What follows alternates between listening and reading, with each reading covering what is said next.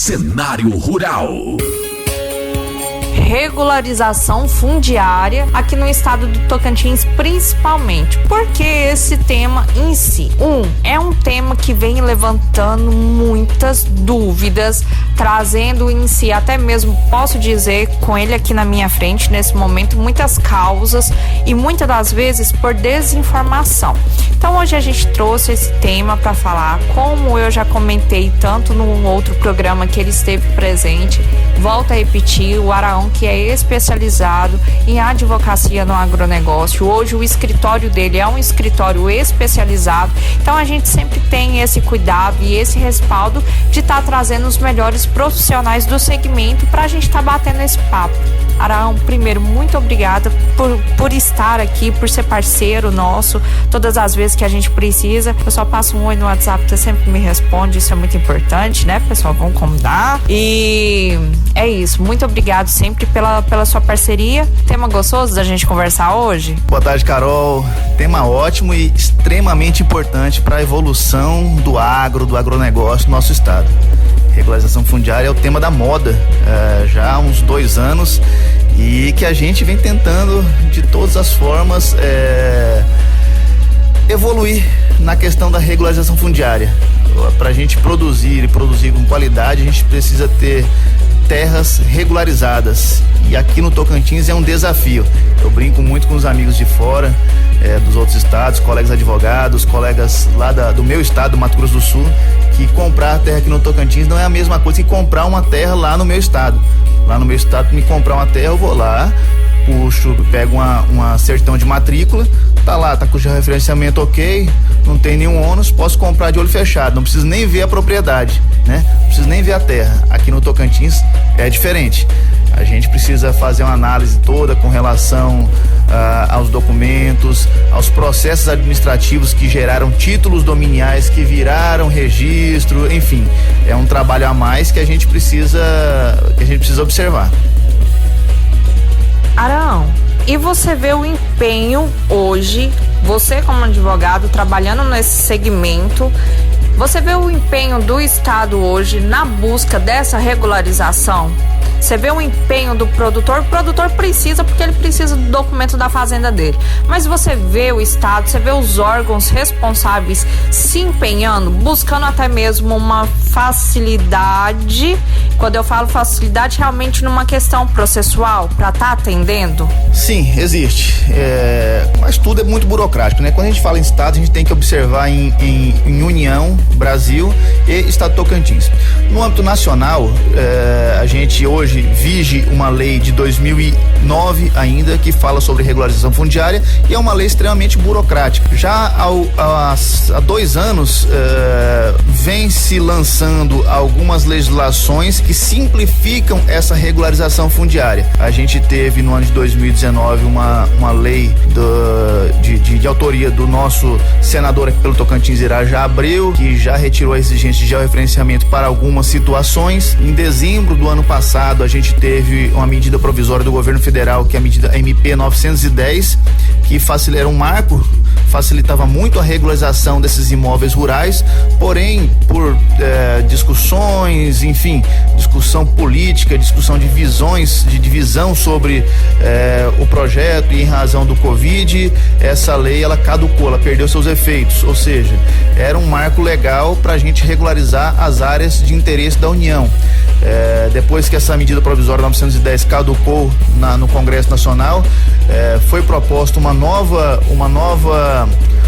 lei, um novo projeto de lei que não foi votado ainda, mas que precisa ser votado. Mais cedo ou mais tarde vai acabar sendo votado em razão da importância dele para a regularização fundiária. E no âmbito do estado do Tocantins, a gente já vem com algumas legislações que permitem, que auxiliam e desburocratizam a regularização das nossas terras. A exemplo da lei número 3.525 de 2019, que trata da convalidação de títulos paroquiais. Mas precisamos entender o que são esses títulos paroquiais. Títulos paroquiais são documentos relativos à posse de imóvel. Isso a gente fala de coisa muito antiga.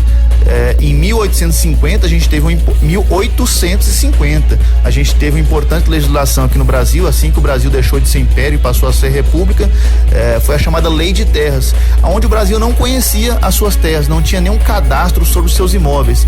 Então lá em 1850 saiu essa Lei de Terras, onde determinou que todas as pessoas que ocupassem um imóvel rural cadastrasse esse respectivo imóvel, né?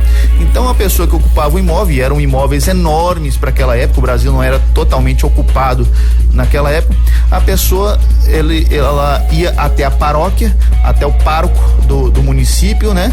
E declarava aquele imóvel. E o pároco batia um carimbo lá dizendo: então, esse aqui é um registro paroquial. Esse registro paroquial era apenas, como eu te falei, para fins estatísticos, ele não dava a propriedade, ou seja, a propriedade ainda continuava sendo daquele estado ou da União. Então esse título paroquial era apenas uma declaração de que a pessoa tinha posse naquele imóvel. E posse não é propriedade. E até hoje persistem ainda esses títulos paroquiais aqui no Tocantins. E é um problema, porque a pessoa que tem apenas um título paroquial, em que pese ele estar na posse durante anos, décadas, centenas de anos aí, ele não tem a propriedade do imóvel. Então ele não pode produzir com toda segurança, ele não pode acessar um crédito rural, enfim, são diversos problemas. E aí veio essa lei ano passado, de autoria aqui do estado mesmo, que permitia a convalidação desse título paroquial, e agora a gente tem vai ser lançado agora na semana que vem já pelo governo do estado, o programa Essa Terra é Nossa, aonde traz o sistema, um sistema já eletrônico que corre dentro do Intertins, nosso Instituto Fundiário aqui do Tocantins, que vai permitir o processamento desses pedidos de título paroquial. Vai facilitar bastante a vida de quem precisa regularizar seus imóveis, para enfim o estado começar a evoluir mais ainda. Já é um estado promissor no agro, mas com a regularização das suas terras vai melhorar muito mais. Posso não, porque nesse assunto eu sou leiga, não estudo, não leio tanto, a gente sempre bate um papo ou outro e eu só te escuto, né? Então, assim, eu sou uma pessoa leiga, mas me veio uma questão aqui na cabeça que eu gostaria de perguntar. A questão do uso capião, ela entra também? O uso capião é um meio de regularização de imóveis rurais, porém é diferente. O uso capião, e a gente tem muito aqui no estado, tem incidência de muitos uso capiões. A uso capião é a regularização de terras particulares. Vamos imaginar que isso aconteceu muito aqui no estado. Nos anos 60, 70, quando ainda éramos norte de Goiás, o IDAGO, Instituto de Desenvolvimento Agrário do Goiás, ele dava muitas terras, né? Eles tinham seu setor de mapas lá, onde a pessoa chegava, botava o dedo em cima do mapa, aquela área pertencia ao estado de Goiás, a pessoa adquiria aquela área por preços módicos, por valores módicos. Enfim, a pessoa adquiria aquele imóvel, se tornava proprietário do imóvel, mas não tomava posse daquele imóvel, não vinha aqui no norte do estado aqui para produzir, para colocar gado, para cuidar da área, enfim, dar ela a sua função social. O que acontece? Com o tempo as pessoas iam entrando no imóvel, o vizinho ia aumentando a cerca dele e exercendo a função social, de modo que com o tempo ele já estava ocupando aquele imóvel, e ele, de possuidor daquele imóvel, em razão desse tempo todo dando a essa terra função social, ele tem direito a adquirir a propriedade. Ele só tem direito a adquirir essa propriedade através de uma ação de uso capião. Ou seja, então a ação de uso capião é uma regularização fundiária, porém relativa a imóveis já particulares, diferente do que nós estávamos falando da regularização fundiária de terras públicas, que aí se a terra for pública do estado, será aqui no nosso órgão Intertins, Instituto de Terras Tocantins, ou se for de interesse da União, através do INCRA, Instituto Nacional de Colonização e Reforma Agrária. Tá, eu entendi, eu até entrei nessa questão dos capião justamente por saber o quanto que nós temos isso dentro do nosso estado, né? Até conheço algumas pessoas que aí vem a dificuldade mesmo até em tá pegando crédito no banco, né? Tem muito a questão de pessoas que alugam terra, tem essa dificuldade dificuldade hoje também, porque não tem documentação. A pessoa tá lá investindo, produzindo na cara e na coragem, gente. Porque essa é a grande verdade, é na cara e na coragem mesmo. E vamos lá com frio na barriga, porque pra alguém bater na sua porteira e falar assim, isso aqui é meu, você tem que sair com a trouxinha de roupa, é difícil, meu amigo. E a questão dos assentamentos, como que a gente fica com essa questão dos assentamentos? Tô acabando até puxando um terceiro ponto, mas eu acho que talvez até tenha uma ligação, né? Porque, querendo ou não, a gente tem vários títulos de posse, digamos assim, né? Distintos, mas vários títulos de posse. Por que eu tô entrando nesse assunto? Porque eu tenho que lembrar que a gente tem um pequeno, médio e o grande produtor. O grande produtor não, ele já vai ter a sua terra, ok, até mesmo porque ele é obrigatório, ele precisa, ele funciona aquela terra como uma empresa, né? O médio produtor, talvez até um uso capião bate nele, ele tá ali produzindo, foi aumentando, como você mesmo falou, a cerca foi aumentando por questões, né? Agora, a questão dos assentamentos, a gente pega bem na questão da agricultura familiar, a gente pega bem no pequeno produtor, talvez aquele de hortifruti, né, das suas hortaliças, do leite, né, principalmente o pequeno produtor tem bastante vaquinha leiteira, né, então como fica essa parte nos assentamentos? Bom, o produtor rural hoje, quando ele é grande produtor rural, ele já tem acesso à informação, ele corre atrás, ele já é um produtor antenado, que ele normalmente se utiliza de boas consultorias para poder fazer o seu manejo. Então um dos grandes problemas hoje está nos pequenos produtores rurais, que normalmente produzem em terras, normalmente não, existe muita incidência de terras irregulares, como assentamentos, né? Os assentamentos são feitos na grande parte pelo INCRA, ele desapropria uma determinada área e grande, improdutiva, microparcela essa área, transforma em pequenas parcelas e atendendo a um cadastro já feito anteriormente, ele cede essas terras para determinados produtores rurais para que esses utilizem dessas terras e durante um certo tempo posterior ele recebe o título de domínio desses imóveis, ou seja, ele passa a ter o imóvel como seu. Os assentamentos, eles têm um grande problema, porque na teoria tudo é lindo, na prática totalmente diferente. Quando existe um projeto de assentamento, o INCRA faz esse assentamento, faz o cadastro e ele deveria dar assistência técnica a esses produtores para que eles produzam bem e consigam sobreviver dessas terras. O grande problema é que o INCRA cede as terras, depois a gente sabe que o nosso INCRA é totalmente inativo no Brasil todo, mas em especial aqui no estado de Tocantins, ele não dá essa assistência técnica, a pessoa não consegue produzir com qualidade no imóvel, de modo que lhe dê segurança, lhe dê uma rentabilidade, e a pessoa às vezes até desanima de ficar naquele imóvel e passa a posse dela, o que é proibido. Essa terra recebida em assentamento, ela não pode ser repassada a terceiros, e quando se repassa, o INCRA tem ido atrás e tem tentado recuperar esses imóveis. Então o ideal seria que fez o assentamento, que o INCRA desse essa assistência técnica à pessoa para produzir com qualidade e com segurança, para que no futuro ela consiga receber o seu título imobiliário para esse imóvel, tendo a propriedade plena dele, tá? Reforma agrária é uma coisa que é linda no Brasil e seria uma evolução enorme no Brasil. A agricultura familiar, ela gera renda, gera emprego, porém a gente não tem uma assistência com qualidade à nossa agricultura familiar, em especial nos nossos assentamentos. A gente vem acompanhando assim a agricultura familiar que a gente bate, tem, né, o Senar que vem assim com um programa de qualificação, acaba esbarrando, sempre esbarra, né, nas questões principalmente financeira, né, a gente tem uma questão de verbas retidas aí dentro do estado. Verbas retidas que eu falo muitas vezes não tem verba, viu, gente? Não tem verba. Tem a verba, mas ela não foi liberada por algum motivo, ela tá parada sempre por algum motivo, e os profissionais em si estão lá parados também, né? Falar assim, não tem profissional para trabalhar? Não, tem sim. Profissionais estão lá cadastrados, lindos, maravilhosos. Muitas das vezes não estão recebendo, né? Ficam parados não recebendo, estão cadastrados. o órgão em si tá buscando mais funcionários, sendo que já tem a carteira dele, mas enfim. E a gente traz esse assunto porque é um assunto assim de grande porte mesmo, porque são vários, não é pouco, são vários dentro do estado.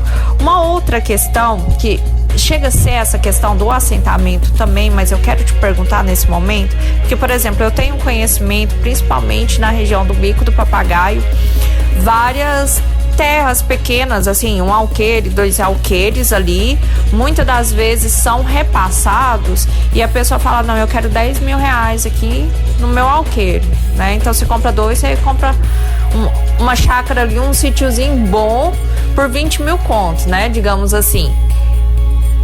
E ele te passa um contrato de compra e venda. Esse contrato de compra e venda tem validade? Você tem segurança com esse contrato de compra e venda? Você pode falar assim, não, eu vou montar aqui uma piscicultura, digamos assim, vou aproveitar aqui o riozinho que tem, vou montar uma piscicultura. Eu tenho segurança nisso? Em áreas de assentamento é proibida a venda do imóvel, ou seja, para mim receber uma determinada chácara, o imóvel de assentamento, eu tenho que ter feito um prévio cadastro no INCRA. O INCRA deveria, em tese, aferir minha vida, ver se eu tenho condições de produzir naquela área, se eu tenho interesse em produzir naquela área. Eu faço um cadastro e depois eu vou ser agraciado por essa autorização de uso do imóvel. Eu uso ele de uma maneira correta, de acordo com a lei, e depois, posteriormente, se eu estiver usando correto, o INCRA me dá o título de domínio, né? O que acontece é que muitas pessoas vendem essas terras, vende através de um contrato de gaveta, que a gente fala, um contrato fabricado entre particulares, onde a pessoa vai vender. Esse comprador vai ter problema? Com certeza vai ter problema. Existe como regularizar? Existe, mas não é simples. Ele vai ter que se cadastrar no INCRA, vai ter que demonstrar que ele tem condições também de receber aquela terra. Provavelmente já tem alguém já na fila por aquele imóvel, então de uma forma ou outra ele vai ter que furar essa fila para conseguir ficar com ela. Então, comprar áreas em assentamento de fato é um problema. Tem como resolver? Tem. Agora, existem áreas particulares também, né? Existem áreas particulares registradas que as pessoas têm o costume de vender apenas através de um contrato de compra e venda entre particulares, através de uma procuração. A pessoa só outorga uma procuração à pessoa, e existe muita crença de que isso é válido. E não é. Na verdade, a compra e venda de imóveis se dá por um modo bem mais solene, que tem que ser observado, e quase sempre precisa de uma orientação jurídica. Se eu sou proprietário de um imóvel, para me vender ele, primeiro eu vou fazer um contrato de compra e venda. Esse contrato vai ter que se transformar numa escritura pública de compra e venda, onde você faz num cartório, e depois essa escritura pública de compra e venda tem que ser levada a registro, aonde se transfere a titularidade daquele imóvel. Esse é o jeito correto de fazer. Mas, como a gente sabe, existe muito jeitinho, existe muito o contrato de gaveta. O que você vai ter problema depois? Depois você vai ter que buscar uma regularização. Por vezes a pessoa que te vendeu até faleceu já, enfim, você não tem como transferir mais, e aí você vai ter que utilizar até da uso capião para poder regularizar esses imóveis. E imóvel irregular é um problema, porque você não consegue produzir essa mesma piscicultura em que você poderia ter uma assistência técnica melhor até do Rural Teams mesmo, ou um crédito melhor. Você talvez não vai ter acesso a isso em razão de estar numa terra irregular. Então a regularidade do imóvel é sempre muito importante para a gente avançar no nosso agro. Gente, como vocês viram, é um assunto muito, muito amplo, que vai ficar agora para uma outra vez, né, Arão? Mas assim, uma outra vez entre aspas, porque vai ter a matéria também escrita, ou seja, ele está sabendo disso nesse exato momento, tá ficando com a responsabilidade de me mandar uma matéria escrita, e a gente vai estar divulgando dentro do nosso portal de notícias. Então é isso. Para quem gostou, tá sempre acompanhando o nosso trabalho, pode entrar no site, tá digitando o nome dele lá, Arão Moraes, que vai aparecer todas as matérias dele. Tem também a rede social dele, ele trabalha muito bem essa questão da informação no digital, tanto dentro do site quanto nas plataformas digitais de redes sociais dele. Então, Arão, suas condolências finais, meu querido, e deixa pra gente aí os seus endereços para as pessoas estarem acessando e estarem ficando mais bem informadas. Obrigado, Carol. É sempre um prazer estar aqui falando sobre água, é uma coisa que a gente fala com felicidade, e ainda mais parabenizando o teu projeto do Cenário Rural, que leva informação ao produtor rural. As nossas redes sociais, Moraes Advocacia TO, Facebook, Instagram, site, e estamos à disposição. Temos escritório físico aqui em Palmas e em parceria em outras cidades do estado, e o escritório virtual no Brasil inteiro. Redes sociais, WhatsApp funcionando o tempo todo para levar informação necessária ao produtor rural. Muito obrigado pela oportunidade. Fernandinho, agora é com você. Cenário Rural.